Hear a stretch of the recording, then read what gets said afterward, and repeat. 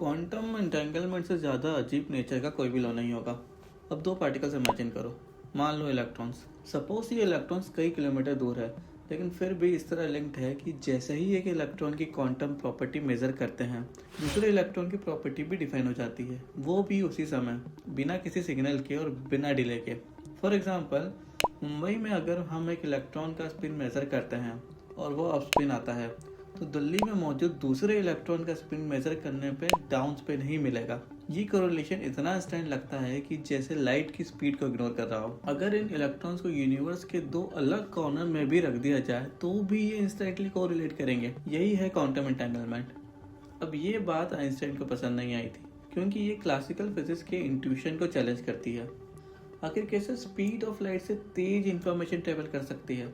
उन्होंने इसके लिए एक लाइन यूज की थी जो बहुत फेमस हुई, स्पूकी एक्शन एट डिस्टेंस। तो आखिर हो क्या रहा है और क्वांटम एंटेंगलमेंट असल में है क्या, इस वीडियो में हम यही समझेंगे। और वीडियो के एंड में क्वांटम एंटेंगलमेंट के कुछ प्रैक्टिकल एप्लीकेशन के बारे में भी बात करेंगे। क्वांटम फिजिक्स वैसे ही एक स्ट्रेंज दुनिया है और क्वांटम एंटेंगलमेंट इसको और वियर्ड बनाता है।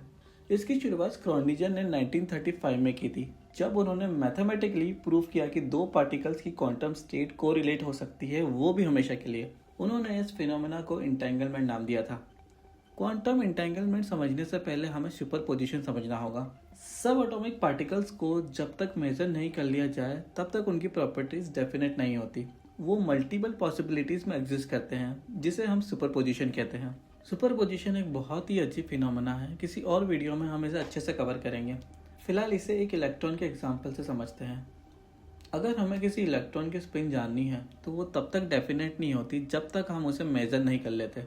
अब आप कहोगे कि मेजर करने से पहले तो कैसा ही कुछ पता लगेगा, लेकिन हमारे इलेक्ट्रॉन के केस में कोई डेफिनेट स्पिन एग्जिस्ट ही नहीं करती, बल्कि अप एंड डाउन स्पिन दोनों एक साथ एग्जिस्ट करती है जब तक उसे मेजर ना करें।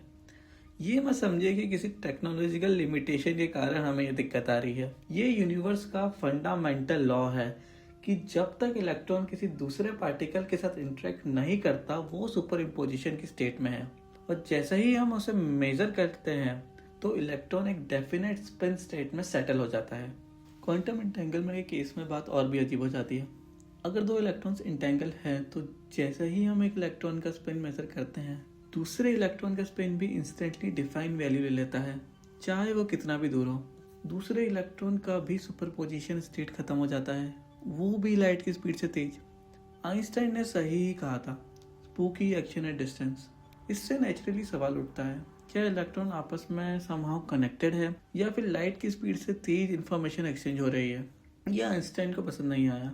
उन्होंने आर्गुमेंट दिया कि अगर पार्टिकल्स ट्रूली इंटेंगल हैं तो ऐसा लगेगा जैसे इंफॉर्मेशन लाइट की स्पीड से फास्ट ट्रेवल कर रही है, जो थ्योरी ऑफ रिलेटिविटी के अगेंस्ट है।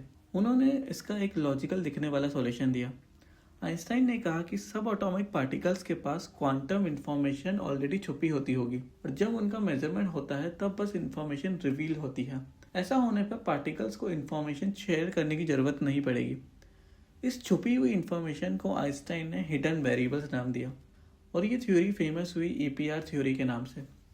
अब अगर इलेक्ट्रॉन वाले एग्जाम्पल पे वापस चलते हैं तो ईपीआर थ्योरी के अकॉर्डिंग जब एक इलेक्ट्रॉन का स्पिन मेजर किया जाता है तो वो किसी भी इंफॉर्मेशन को अपने इंटेंगल पार्टनर के साथ शेयर नहीं कर रहा है, बल्कि दोनों के पास मेजर करने से पहले इंफॉर्मेशन छुपी होती है कि कौन सा पार्टिकल अप होगा और कौन सा डाउन होगा। इस तरह फास्टर देन लाइट कम्युनिकेशन की जरूरत ही नहीं पड़ेगी।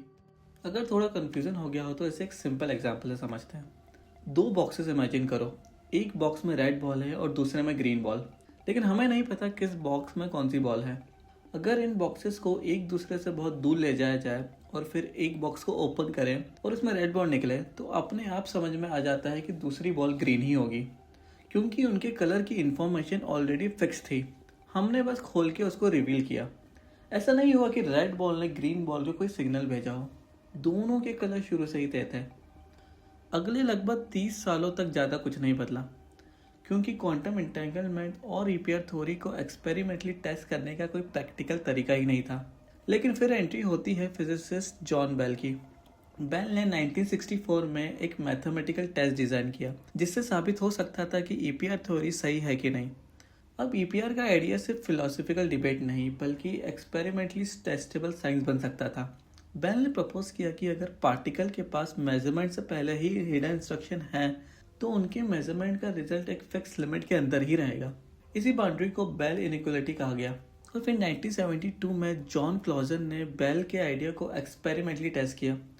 उनके एक्सपेरिमेंट ने दिखाया कि नेचर बेल इनइक्वालिटी को वायलेट करती है, मतलब पार्टिकल के पास कोई भी हिडन इंफॉर्मेशन नहीं होती। तो मतलब आइंस्टाइन गलत साबित हुआ, ईपीआर थ्योरी गलत थी। मेजरमेंट से पहले इलेक्ट्रॉन के पास कोई ऐसी छुपी हुई इंफॉर्मेशन नहीं होती जो उसका स्पिन सीक्रेटली डिफाइन करे।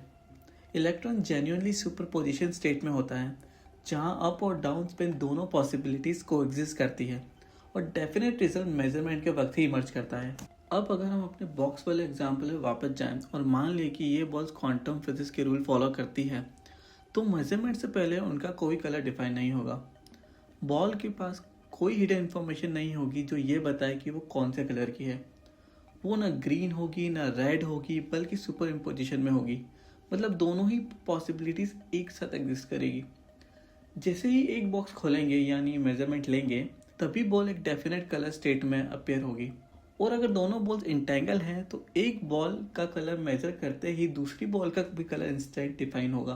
अगर पहली बॉल रेड निकले तो दूसरी बॉल ग्रीन ही मिलेगी, जबकि मेजर करने से पहले दोनों का ही कलर डिफाइन नहीं था। ऐसा लगता है कि रेड बॉल ने ग्रीन बॉल को कोई सिग्नल दिया हो और वो सिग्नल इंस्टेंट पहुंच गया हो उसके पास। चाहे वो बॉल कितनी भी दूरी पे हो, एक का कलर फिक्स होने के बाद दूसरे का भी कलर इंस्टेंट फिक्स हो जाएगा। 1984 में एलन एक्सपेक्ट ने भी इस चीज़ को एक्सपेरिमेंटली प्रूव किया और दिखाया कि पार्टिकल्स में कोई हिडन इंस्ट्रक्शन नहीं छुपे होते हैं। और इसके बाद आज तक कई एक्सपेरिमेंट हो चुके हैं जो क्वांटम इंटेंगलमेंट को प्रूव कर चुके हैं। फिर भी आज तक हम ये नहीं समझ पाए हैं कि इंटेंगलमेंट एग्जैक्टली किस डिपर मैकेनिज्म पे काम करता है। क्या क्वांटम पार्टिकल लाइट की स्पीड से फास्ट इंफॉर्मेशन पास ऑन कर रहे हैं या इसमें कोई और राज छुपा है? हमारे पास अभी भी इसका कोई आंसर नहीं है। हो सकता है फ्यूचर में आप में से कोई इस मिस्ट्री का सॉल्यूशन दे। एंड में बात कर लेते हैं क्वांटम इंटेंगलमेंट के कुछ प्रैक्टिकल एप्लीकेशंस की। आज इंटेंगलमेंट सिर्फ एक थ्योरी नहीं है बल्कि क्वांटम कंप्यूटिंग का कोर रिसोर्स भी है, जिससे कॉम्प्लेक्स प्रॉब्लम को क्लासिकल कंप्यूटर से काफ़ी फास्ट सॉल्व किया जा सकता है। इसके अलावा इसका क्वांटम क्रिप्टोग्राफी में भी यूज़ है जहां वो अल्ट्रा सिक्योर कम्युनिकेशन इनेबल करता है जिससे ईव्सड्रॉपिंग डिटेक्ट हो जाती है। साथ ही इसी प्रिंसिपल पे क्वांटम टेलीपोर्टेशन और फ्यूचर क्वांटम इंटरनेट का फाउंडेशन भी छुपा हुआ है। चाइना ने 2021 में पहला क्वांटम इनक्रिप्टेड वीडियो कॉल किया और इंडिया भी क्वांटम कम्युनिकेशन प्रोजेक्ट पे काम कर रहा है। और ये सब फ्यूचर में नहीं, अभी हो रहा है। आप कमेंट्स में बताइए कि इनमें से किस एप्लीकेशन पर नेक्स्ट वीडियो बनानी चाहिए और आपको क्या लगता है क्वांटम इंटेंगलमेंट आखिर कैसे काम करता होगा। कमेंट्स में बताओ, मैं सीरियसली सब कमेंट्स पढ़ता हूँ। नेक्स्ट वीडियो में बात करेंगे क्वांटम सुपरपोजिशन की, जो आपका दिमाग और भी चकरा देगा।